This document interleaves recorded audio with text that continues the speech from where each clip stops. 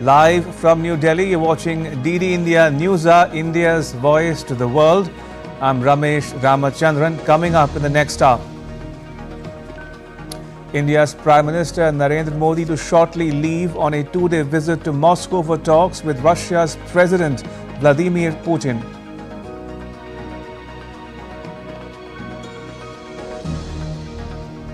France's legislative election throws up a hung parliament. Left-wing alliance comes out on top in a shock upset over far-right and Macron's coalition.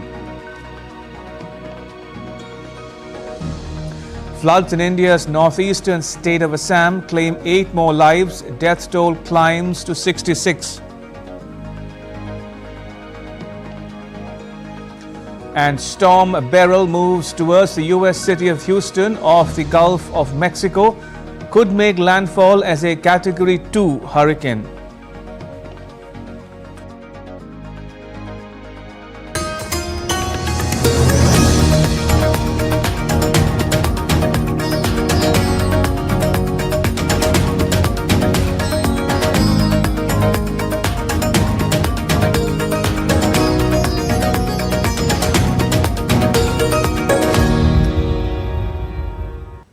India's Prime Minister Narendra Modi will visit to Moscow starting Monday.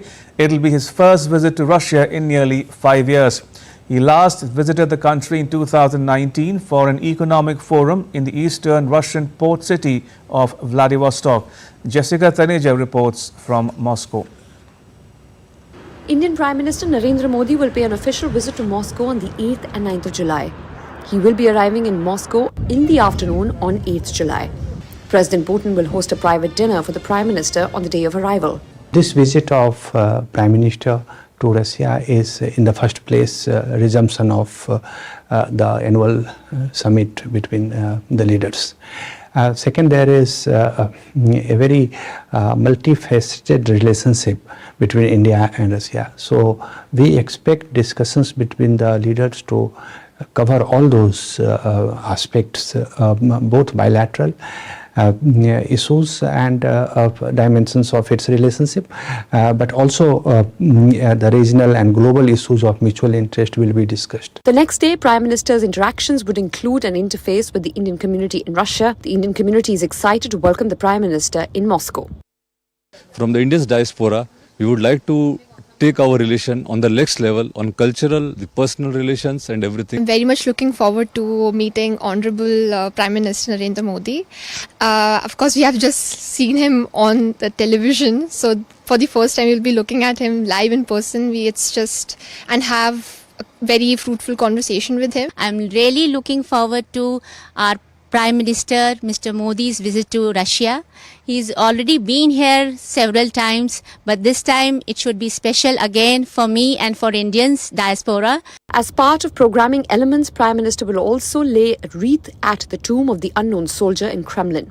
Later, Prime Minister will visit the Rosatom Pavilion at the exhibition venue in Moscow. These engagements will be followed by restricted-level talks between the two leaders, which will then be followed by delegation-level talks led by Prime Minister and the Russian President. The Indian Prime Minister last visited Russia in 2019 for an economic forum in the far eastern Russian port city of Vladivostok. He last travelled to Moscow in 2015. During his last visit to India, Russian President Vladimir Putin had said that Moscow works with New Delhi in the technical and military sphere like no other country. He said Prime Minister Narendra Modi is a time-tested friend. This visit is aimed at reinforcing those ties and also looking at diversifying trade ties beyond the defense and energy sector. This is Jessica Taneja with video journalist Shubham in Moscow for DD India. And Jessica Taneja now joins us from Moscow for more. Jessica, talk to us a bit more at length about the Prime Minister's itinerary.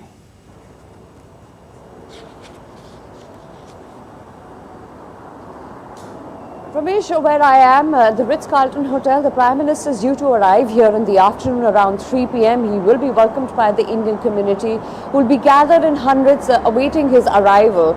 And post that, he will be going to the Kremlin where he's going to lay wreath at the tomb of the unknown soldier, and also a state dinner that's planned later in the evening. Tomorrow as well, the schedule is completely packed when he goes to the Atom Exhibition Center. Now, the Atom Exhibition Center, he'll be accompanied by President Vladimir Putin. And the Atom Exhibition Center is of much significance as well, because it represents the nuclear industry, or the advancement of the nuclear industry of the Soviet Union to the modern times, and also the civil and nuclear cooperation between the two countries. We're given to understand that there is a section dedicated to India and Russia as well, on how their cooperation in the nuclear field has been for many years. If you recall, Russia has been consistently supporting India's civil nuclear plan back in the day as well, and with the resumption, with the two plants in Kunnakalam and two more expected, this is certainly a boost for the two countries, a boost for the ties between the two countries. But you'd expect a packed schedule today, where the Indian community is also expected to perform a dance sequence in the evening. Quite a packed schedule for the Prime Minister, both today and tomorrow. And looking forward to the summit, Jessica, what would the two leaders be discussing about?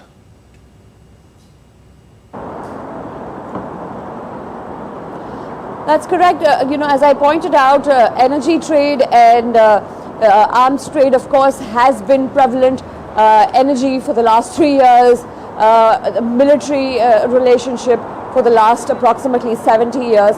So there are a lot of things in the pipeline, particularly talking about RELAWS, which is the Reciprocal Exchange of Logistics Agreement. We could see some momentum in that. The two countries had touched upon it briefly in previous interactions as well. We could see some movement there, and also joint development of military equipments. Apart from the defense trade, on the oil trade as well, as you know, India has been importing discounted crude for the last 3 years. And taking the bilateral trade between the two countries to nearly $65 billion, and saving India nearly $13 billion of crude imports in the last few years. Also ironing out the payment system, the rupee-ruble payment system, and looking at the particular issues that have arrived there would be on the agenda as well. Looking at other commercial trade, particularly in the sectors of textile, pharmaceutical and chemicals, because there are a lot of business community that I spoke to said they would want to put their concerns forward and see how this particular dimension can be taken care of when it comes to the trade ties. And last but not the least, Jessica, India and Russia have what they call a special and privileged strategic partnership. Now, how would you describe India-Russia ties over the years? Would you say that the relationship is time-tested?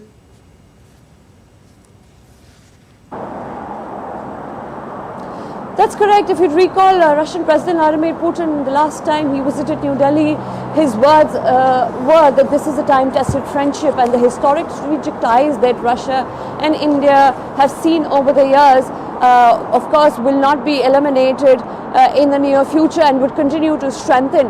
But the steadiness of the relationship has remained despite the geopolitical climate, you'd observe, and the relationship goes back to the 1950s, as in when India, the time when India gained independence, and Russia was a critical and a crucial partner in helping India build up its defense, and of course supplying very crucial military equipment back in the day when various wars against Pakistan were fought back in the 1950s, and talk about 1971 when Russia played a very crucial role during the liberation of Bangladesh as well.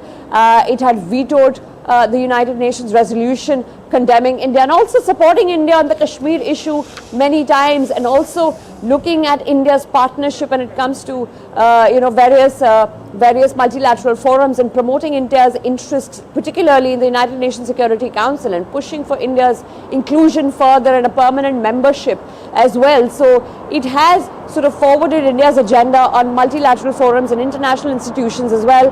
That put aside, Russia has been a steady partner when it comes to supplying military equipment.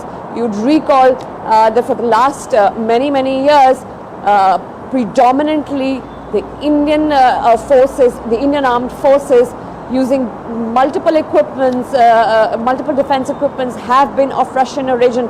Even till date, about 60 to 70% of the military equipments used are of Russian origin, although India has been able to diversify and indigenize the military industry and focus on how to co-manufacture and co-develop with other countries as well. And that is something, even this time around, on various co-development initiatives of military technologies would also be on the talks. That is likely to continue. Apart from that, energy trade, you and I have been observing as to how that has seen a massive uptick, and I believe that this will continue to move forward in that momentum, where we will continue to import discounted Russian crude in the near future as well. Now for the world, the Russian crude was capped by the West at $60 a barrel, but for India it has been around $30 a barrel. So, you know, we have seen how this relationship has benefited us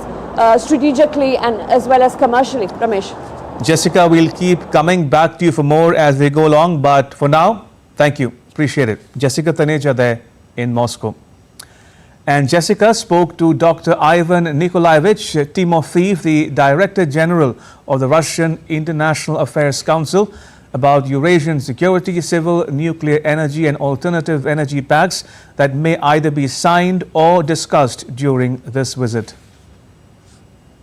We have with us Mr. Ivan Nikolaevich. He's the director of the Russia International Affairs Council.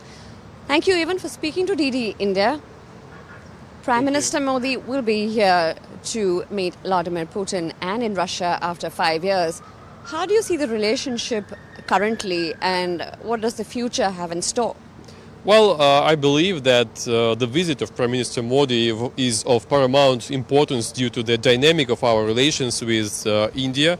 They are on the rise, actually, especially in the economic sphere. And I believe that the economic realm is now one of the major topics of the dialogue, along with the traditional political issues like the future of international orders, like the security situation in Eurasia, etc. Talking about the civil nuclear program between the two, can we expect more on that front as well? Well, yes, we already have quite a huge background of cooperation in the nuclear area, and yes, we should anticipate further development here. One important thing is that Russian nuclear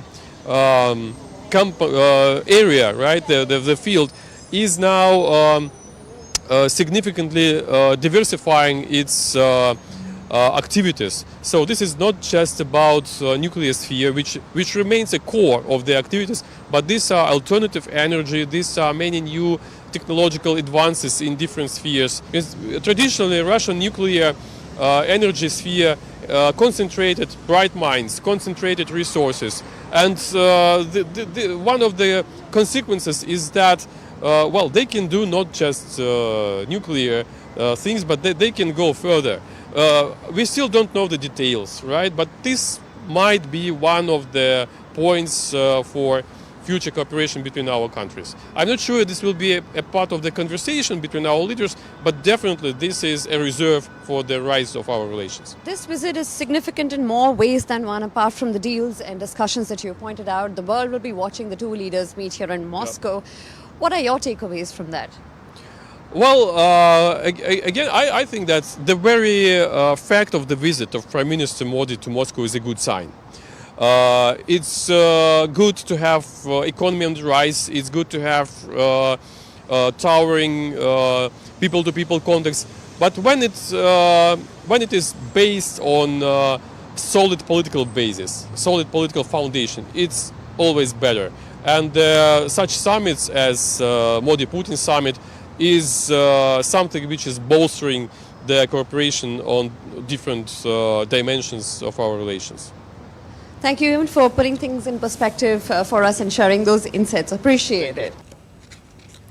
Now, before embarking on an official visit to the Russian Federation for the 22nd annual summit and first ever visit to the Republic of Austria over the next few days, India's Prime Minister, Mr. Narendra Modi, issued a departure statement underlining the immense importance that India attaches to the bilateral relations with Russia and Austria.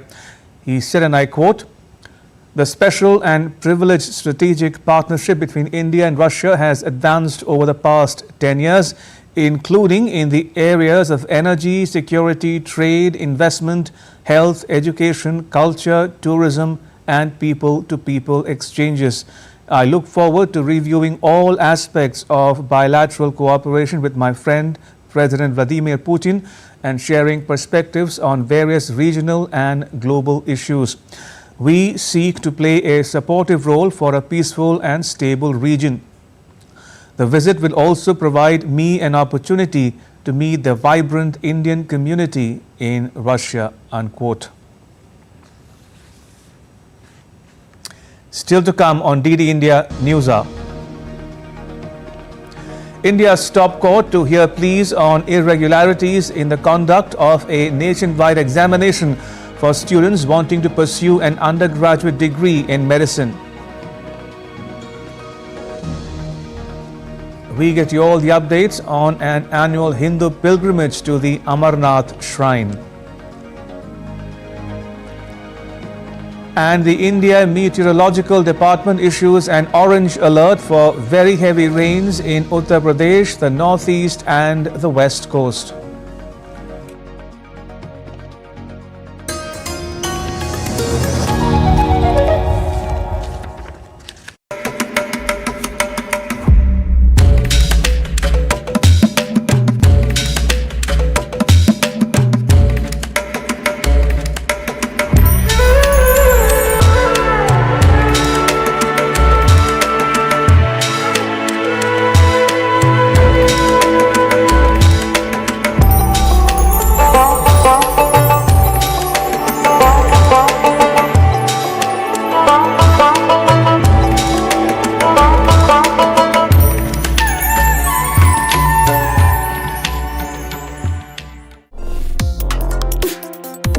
Complex issues, hidden agendas, twists and turns, strategic games. We think all dots are linked. We just need to connect them.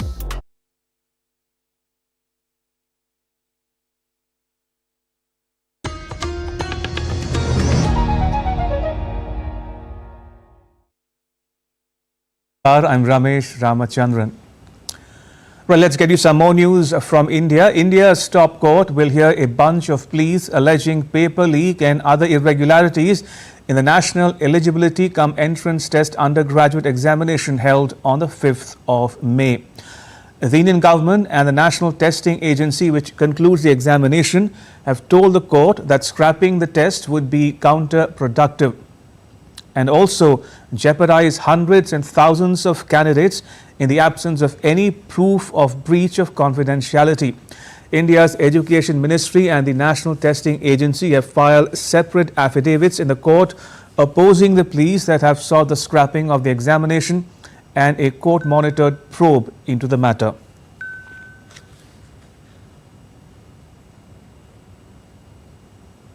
India's President Draupadi Murmu spent some time on the beach in Puri. She said on X that it was a meditative experience for her. President Murmu is on a 4-day visit to Odisha, where she participated in an annual Lord Jagannath Chariot Festival on Sunday.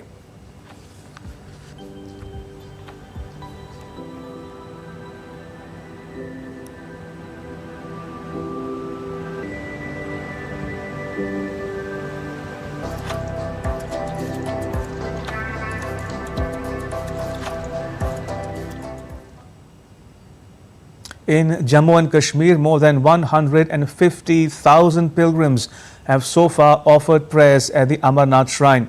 Owing to heavy rain and slippery conditions, the pilgrimage was temporarily suspended on Saturday, only to resume later in the day. The Hindu pilgrimage began on 29th of June on the traditional 48-kilometer Nunwan-Pahalgam route in Anantnag and the 14-kilometer shorter but steeper Baltal route in Ganderbal. The Meteorological Department has forecast partially cloudy weather on both the routes with the possibility of intermittent light rain and thunder showers in the coming days.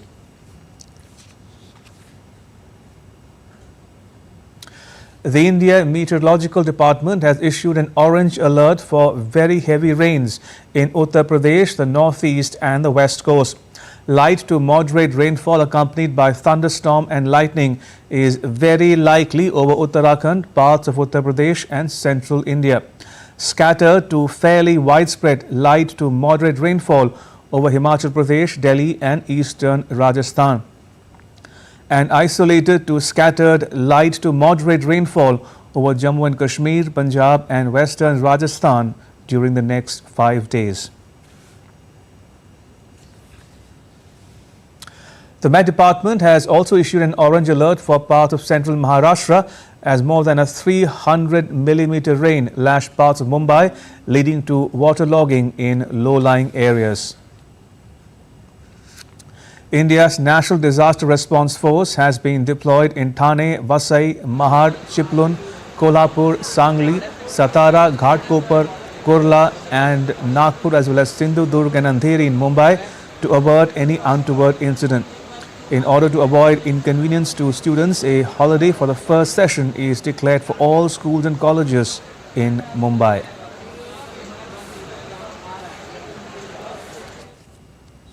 So it's been raining in western Indian state of Maharashtra's Kolhapur district since Sunday. The water level of dams and rivers in the district is increasing rapidly because of heavy rains. In the Konkan region, heavy rains in Sindhudurg district have disrupted normal life. All primary, secondary schools and colleges, industrial training institutes in the district have been declared a holiday for Monday.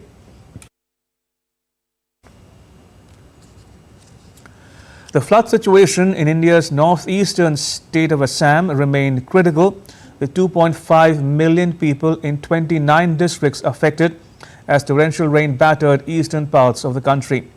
8 people died during the past 24 hours, taking the death toll to 66. The authorities in the affected districts remain on high alert as the Brahmaputra, Barak and other rivers are flowing above the danger mark. The devastating floods in the Kaziranga National Park has claimed 114 wild animals, while 95 were rescued so far.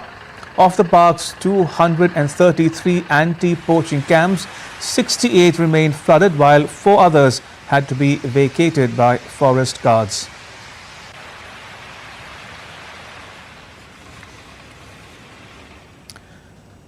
All right, now take a look at what else is making news in India. A special session of the Jharkhand Assembly will take place on Monday. The new government in Jharkhand, led by Chief Minister Hemant Soren, is likely to expand its cabinet after proving his majority in the Assembly. The cabinet expansion of the new government in Jharkhand will also take place on Monday. A landslide struck Lindur village in the northern Indian state of Himachal Pradesh that destroyed hundreds of acres of land, buildings and apple orchards. The apple orchards are a vital source of income for families. The devastation has compounded the economic impact on locals. The annual Lord Jagannath Chariot Festival draws a massive crowd of devotees eager to pull the chariot of Lord Jagannath. The pulling of the chariot is a sacred act symbolizing the journey of the soul towards liberation. Devotees from all walks of life gather to take part in it, seeking the blessings of the deities.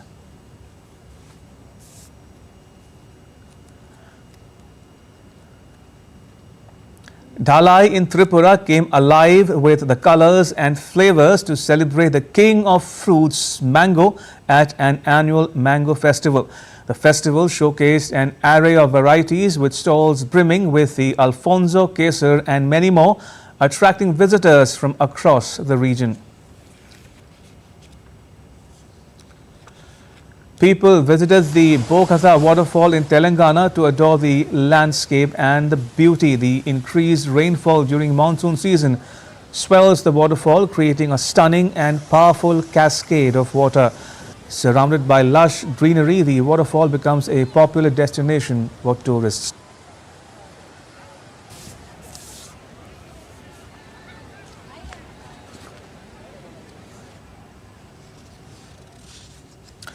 Now, before I proceed any further, I'd like to share a programming note with you. India's Prime Minister, Mr. Modi, will shortly be leaving for Moscow. After his Moscow visit, he would be visiting Vienna in Austria, where the Indian community is looking forward with a lot of anticipation and enthusiasm. DD India's Gautam Roy has spoken to a prominent Indian origin family in Austria about its perspective on how the Indian community is contributing to Austria's economy and society by bringing it closer to India. Take a look. The Indian community in Austria is 31,000 strong, and we have a very prominent family in Austria with us. They're the Malakkals, Misha, the daughter, and her father, who initially came many years ago in the 80s. Joseph, let's talk to them. Misha, thanks for speaking to us. Tell us about, in the first place, how's the Indian community looking forward to the fact that an Indian Prime Minister is coming to Austria after such a long time? So everyone is looking forward to meet Prime Minister Modi ji, and it's after a long time that an Indian Prime Minister is coming to Austria, and he has done a lot for the foreign politics and helped a lot for the economic growth and everything. So everyone is looking forward. And Joseph, tell us about your business. I believe you're also making a lot of contribution to the Indian economy through this business by supplying all this material that you have, a lot of consumables really, importing how much you said every year from India? Every year we are minimum 10 million euros product importing from India. So that is spices, rice, and all these chips and all vegetables was before we are importing. Now we stop vegetable, but all other fish, prawns, everything we are importing from India. And tell us about, the Indian community must have been waiting for this sort of a visit to take place, a very high level visit. What do they expect India could do for the Indian community here in Austria? Like, for example, bring more people from India to Europe, like Austria. We need more IT people, we need more staff for warehouse and sales and everything to promote more Indian items to the European communities. Wonderful. And that has happened. Migration mobility comprehensive agreement has taken place between India and Austria very recently, and I'm sure there will be more progress when Prime Minister Modi meets Austria's Chancellor as well, Karl Nehammer, and that is something that a lot of progress can be expected on in this visit as well. With camera person Rakesh Kumar, this is Gautam Roy in Vienna for DD India. And still to come on DD India News Hour. Israel's Prime Minister Benjamin Netanyahu says any Gaza ceasefire deal must allow his country to resume fighting until its objectives are met. The Philippines and Japan sign a defense pact that allows their militaries to visit each other's territory. And the government of Panama takes stern action to stem the flow of migrants. More on that after a short break.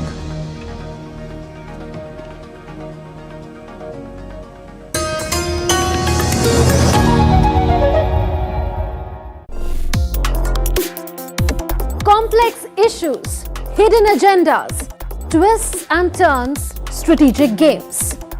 We think all dots are linked. We just need to connect them.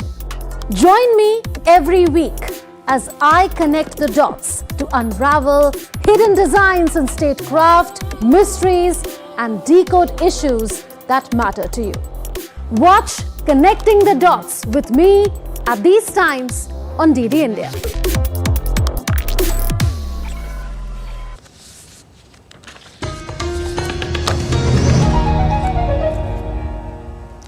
You're watching DD India News Hour. I'm Ramesh Ramachandran. A quick recap of the headlines. India's Prime Minister Narendra Modi to shortly leave on a two-day visit to Moscow for talks with Russia's President Vladimir Putin.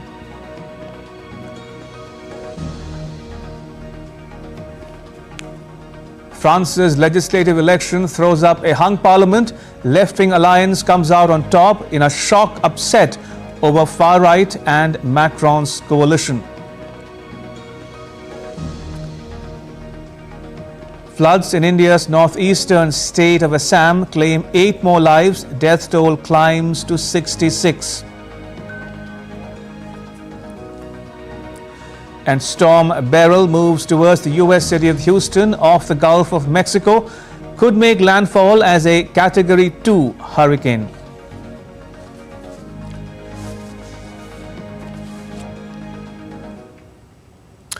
France's left-wing coalition is projected to win a surprise victory in the country's snap legislative election. The new Popular Front is on course to win the greatest number of seats, but will likely fall short of a majority. The results were a shock after the far-right National Rally Party won the first round of voting last week. Ross Cullen reports from Paris. Well, this was a real surprise. Jubilation on the left and real disappointment on the far right. The National Rally Party won the first round of France's general election last week, and they were leading all the pre-vote polls this week, but they have eventually finished in third place. The quagmire that I warned about has of course come true. France will be totally blocked with 3 groups that have more or less the same influence in the National Assembly. Well, we are going towards that. It's sad. We are losing one more year. One more year of unregulated immigration. One more year of losing purchasing power. One more year of blowing up of insecurity in our country. Emmanuel Macron's party managed to claw their way back from finishing third in the first round. They will now be the second biggest grouping in Parliament, but the success of Sunday night was certainly for the new Popular Front, the left-wing coalition of 4 parties which will have the greatest number of seats in Parliament. The French Prime Minister Gabriel Attal has offered to resign on Monday morning, handing in that letter to Emmanuel Macron, but there's no guarantee that the President will accept that letter. He may ask Mr Attal to stay on through the Olympic Games and throughout the summer to try to provide some semblance of political stability, but eventually the voices from the winning left-wing coalition will grow very loud in Emmanuel Macron's ear, demanding that he appoint a left-wing Prime Minister. Now the will of the people must be strictly respected. From now on, no tricks, backroom deals, nor combinations would be acceptable. The lesson to be taken from the vote is definitive. The defeat of the President and his coalition has been confirmed with clarity. The President must give in and admit his defeat without trying to get around it in any way. The Prime Minister must go. There's all the different political priorities to sort out about an eventual coalition, how it would look, how it would work, who would be the greatest representation in that left-wing and potentially centrist coalition. For the far right, they lamented the fact that they say a lot of the reason for their loss was the fact that they were subject to what they described as dangerous electoral arrangements. These are the loose agreements between the governing centrists and the left-wing opposition on Sunday not to run candidates against each other, to run the greatest risk of splitting the anti-far right vote. They wanted to coalesce all their support around one anti-far right candidate, and that strategy seems to have worked. The far right leader Jordan Bardella did say, however, that he wanted to hail the success of his party in gaining the greatest number of seats the far right have ever had in the French Parliament. One thing is certain, there will be no easy fix when France has a hung parliament. Ross Cullen in Paris reporting for DD India. The French system is very complex and not proportionate to nationwide support for a party. Legislators are elected by district. A parliamentary candidate requires more than 50% of the day's vote to be elected outright. An explainer on how the French system actually works. France faced potential political deadlock after elections on Sunday threw up a hung parliament, with the leftist alliance unexpectedly taking the top spot but no group winning a majority. So how are the powers divided between the president and the prime minister in France? It is a very complex structure of forming a government. France has an elected president who is elected in a 2-round system requiring majority support of the population and serves a fixed term, but it also has a prime minister, making it a semi-presidential system. The prime minister is appointed by the president, but it is based on who controls a majority of seats in the parliament. As such, the president might have a prime minister of their own party, but could also have a prime minister of the opposition. The French call this a system of cohabitation. France has a bicameral legislature, but the chambers are highly asymmetrical. The first chamber, the National Assembly, which is the one currently being elected, is the one with most power. The second chamber, the Senate, is indirectly elected and is far less powerful than the National Assembly. France is also a unitary state. While it is divided into departments, the departments do not have the kind of local governing autonomy that US states have. There are 577 seats in the National Assembly. For an absolute majority, a party needs 289. The first round eliminates all candidates who fail to win the support of 12.5% of the registered voters. Anyone who scores more than 50% of the vote with a turnout of at least a quarter of the local electorate wins automatically. Otherwise, a second ballet is held, usually 2 or 3 weeks later. The second round is a series of runoffs fought either by 2, 3 or sometimes 4 candidates. So if the first round was it, and if the system was proportional, then the far-right National Rally would have the most seats. But there would have been a majority of centre and the left parties to form a majority coalition to govern. Anita Raj for DD India. All right, moving on to some other news now. US President Joe Biden campaigned in the city of Pennsylvania on Sunday as he faces escalating pressure from fellow Democrats worried about his candidacy. 81-year-old Biden has faced growing calls to end his re-election bid after a halting performance in a June 27th debate with Donald Trump raised questions about his ability to do the job for another 4 years. Biden vowed to stay in the race, dismissing calls for him to drop out as nonsense in a fundraising email on Saturday. Sunday's trip, which was Biden's 10th to Pennsylvania in the 2024 election cycle, is part of a July voter outreach blitz by the Democratic Party that includes a $50 million media campaign aimed at events such as the Olympics and travels by the President, the First Lady, Vice President Kamala Harris and her husband to every battleground state.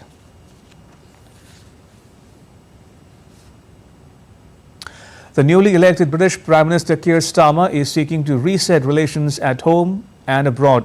Starmer travelled to Edinburgh as part of his first tour of the 4 UK nations since taking on the role as Prime Minister on Friday. Speaking after his meeting with Scotland's First Minister John Swinney, Starmer said that he aimed to make good on his campaign commitment to reset the relationship between the Scottish and UK governments.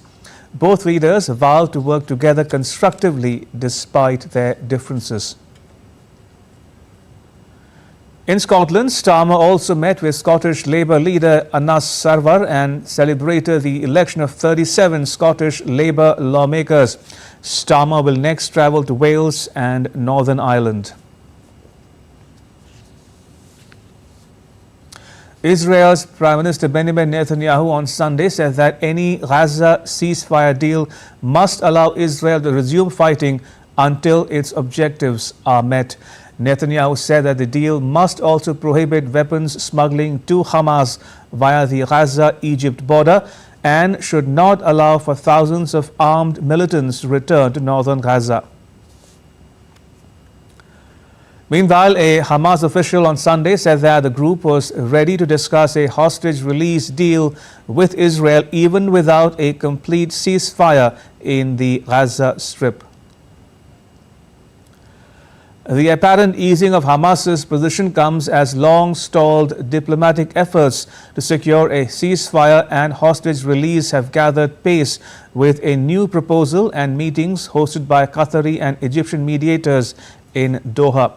U.S. Central Intelligence Agency Chief William Burns is to meet with Qatar's Prime Minister and the Israeli and Egyptian intelligence chiefs on Wednesday in Doha.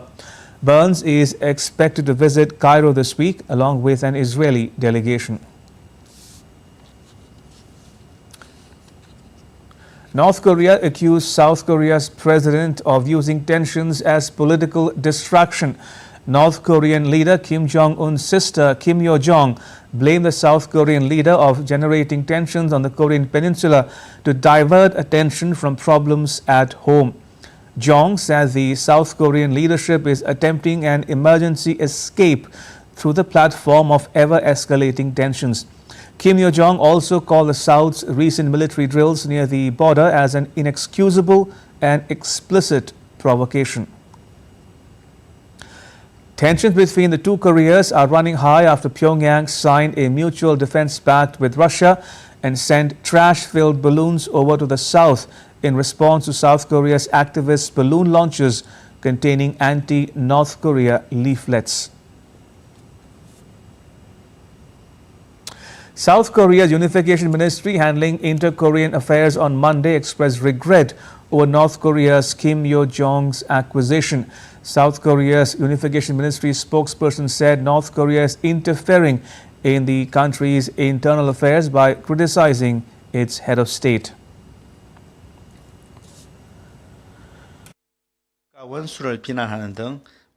The North Korean regime, which has isolated itself from the international community through nuclear and missile provocations and turns a blind eye to people's livelihoods and oppresses basic human rights, should first reflect on itself. The Philippines and Japan signed a defense agreement after their foreign and defense ministers held talks in Manila on Monday that will allow their militaries to visit each other's territory.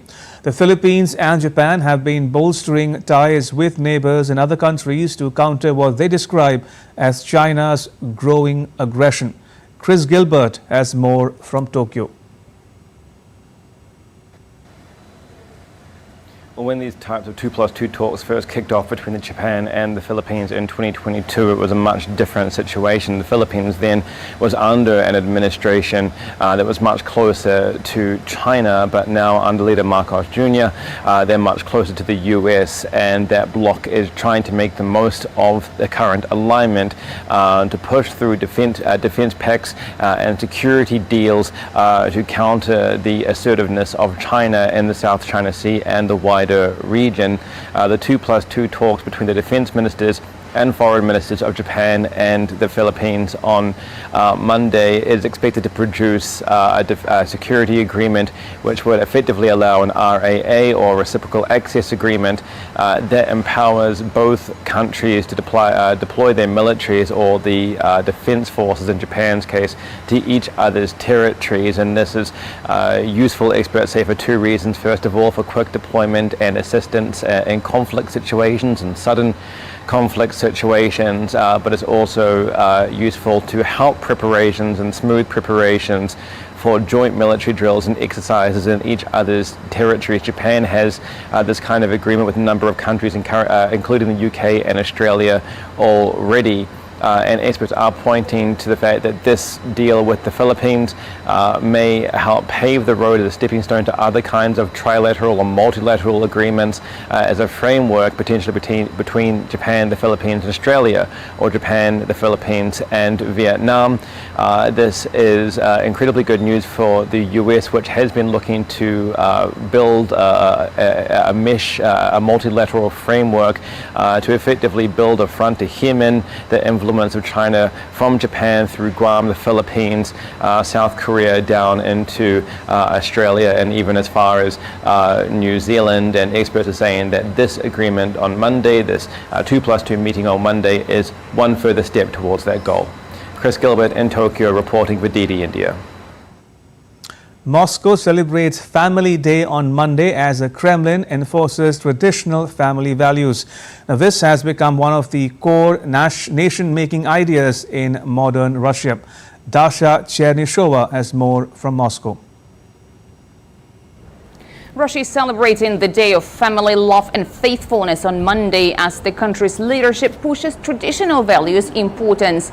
The holiday has been in the calendar for a while, but as the country is struggling with its shrinking population, the day is getting a more important meaning. It is also known as the Day of St. Peter and St. Fevronia, the Orthodox patrons of marriage.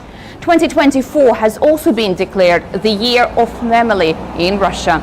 Russian President Vladimir Putin said the main purpose of the family is about having children and preserving centuries-old history, culture, identity, and national character, all rooted in the family. Traditional family values have become one of the core nation-making ideas, especially as a counterweight to the Western liberal ideas in the society. So the officials in Russia are expected to further give priority attention to strengthening the institution of the family and demographic programs. Dasha Cherneshova in Moscow, reporting for DD India. Alec Baldwin is set to appear in court this week over the fatal shooting of cinematographer Halyna Hutchins on the set of the Western movie Rust in 2021. The film's armourer, Hannah Gutierrez-Reed, was convicted of involuntary manslaughter in the month of April, the same charge that Alec Baldwin faces. Jagrati Dave has the details. The trial comes almost 3 years after Hutchins's death and after Baldwin's legal team tried and failed to get the case thrown out. Among their arguments is that the FBI damaged the gun that fired the shot at Hutchins when they were examining it. Now, Alec Baldwin was both the lead actor and the co-producer of the film, and he says he didn't know that the gun was loaded with live ammunition when he pointed it at Hutchins during rehearsals. He also argues that the gun misfired because he only pulled back the hammer and not the trigger, but prosecutors say that evidence indicates that he must have pulled the trigger. The defense is expected to argue that it was not the actor's job to check that the gun didn't contain live rounds and that it was safe to use. If convicted, Baldwin could be looking at 18 months in prison. Jagrati Dave in Washington, reporting for DD India. The Latin American country of Panama installed a barbed wire fence to stem the flow of migrants through the Darien jungle linking Central America to Colombia, which has sparked opposition from locals and neighboring countries alike. Authorities said that more than 195,000 migrants passed through these border crossings irregularly in 2024.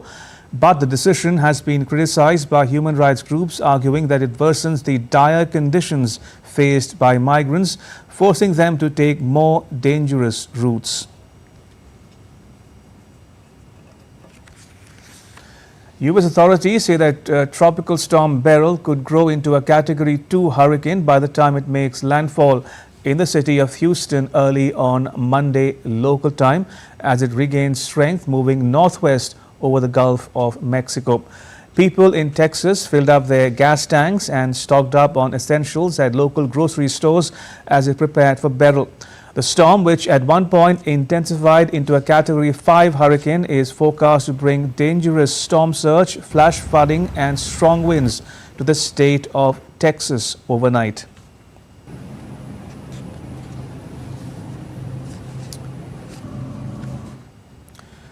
Now, before I proceed any further, I'd like to share a programming note with you.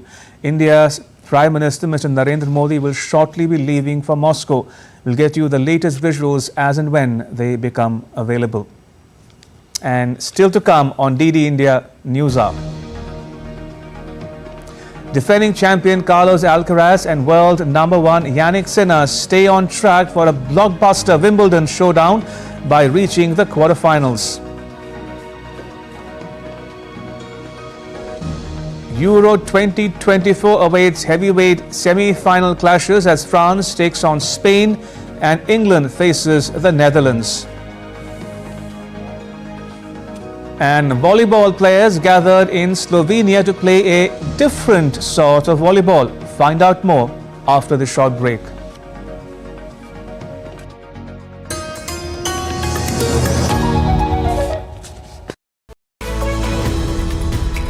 We just don't bring you the news as it unfolds. We get to the heart of the matter. We don't just present facts, we demystify complex social, political and economic events. We break stories that shape the world's present and future because you deserve the truth. I am Tanvi Taneja from New Delhi.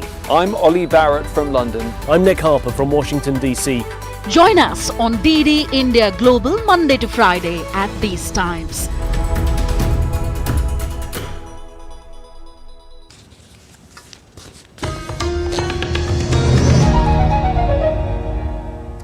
You're watching DD India News Hour. I'm Ramesh Ramachandran.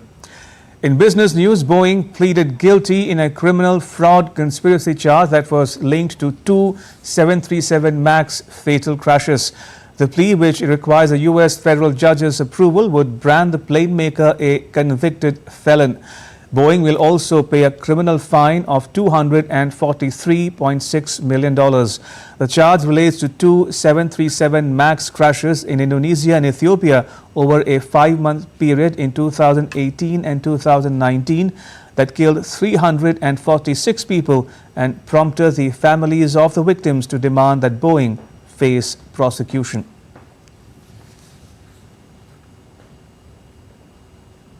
And now to news from the world of sport. Defending champion Carlos Alcaraz and world number one Yannick Sinner stayed on track for a blockbuster Wimbledon showdown by reaching the quarterfinals on Sunday. French Open champion Alcaraz, who is looking to defend his Wimbledon trophy, battled past Hugo Humbert 6-3, 6-4, 1-6, 7-5 in round 4. Alcaraz will take on Tommy Paul in a quarterfinal match on Tuesday. Meanwhile, Italy's Sinner, who could face Alcaraz in the semi-finals in a rematch of their Roland Garros meeting, was equally impressive in his 6-2, 6-4, 7-6 win over 14th seed Ben Shelton. The 22-year-old will next meet 5th seed Daniil Medvedev on Tuesday. The two last met each other in January when Sinner beat Medvedev to win his maiden Grand Slam title at the Australian Open. From 24 teams at the start to just 4, the Euro 2024 semi-finalists are now confirmed. Germany, Portugal, Switzerland and Turkey all fell at the quarterfinal stage as Spain set up a mouth-watering clash with France and England squeezed through to face the Netherlands. Spain knocked out hosts Germany as a 119th minute winner from Mikel Merino sealed a 2-1 win during extra time. France got past Portugal on penalties in another quarterfinal following a goalless draw. England also needed a penalty shootout to get past Switzerland. The semi-finals will be played on Tuesday and Wednesday night local time before Sunday's final in Berlin. The Board of Control for Cricket in India, Secretary Jay Shah, on Sunday confirmed that Rohit Sharma will be leading India in the ICC Champions Trophy and the World Test Championship final, both slated to be held in 2025. Shah's comment came exactly a week after Rohit led the men in blue to a historic title win in the T20 World Cup final against South Africa in Barbados. The BCCI secretary remains confident that India will record a title-winning streak under Rohit with the Champions Trophy and the WTC final coming up.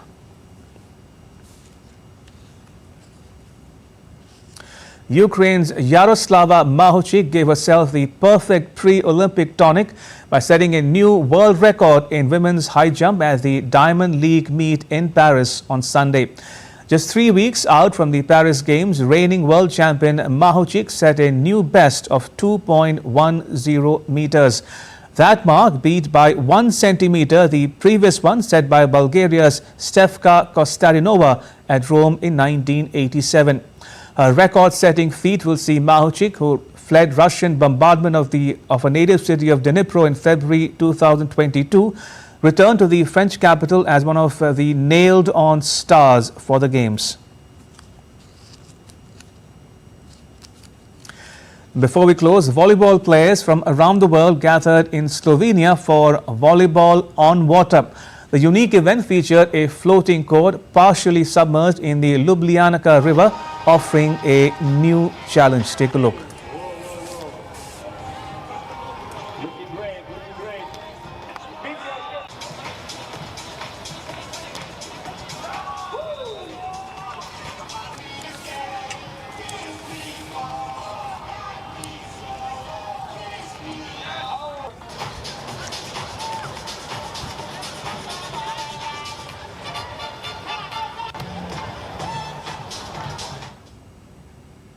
And with that, it's a wrap on this edition of DD India News Hub. You can get all the latest news and updates on the DD India mobile app. It's available on Android and iOS platforms. You can scan the QR code on the screen to download it. Let us know your thoughts on the news of the day. You can connect with us on Facebook, X and Instagram. You can also check out our website ddindia.co.in. We'll be back with more news as it breaks here on DD India. I'm Ramesh Ramachandran. From all of us here in New Delhi, thanks for watching DD India News Hour.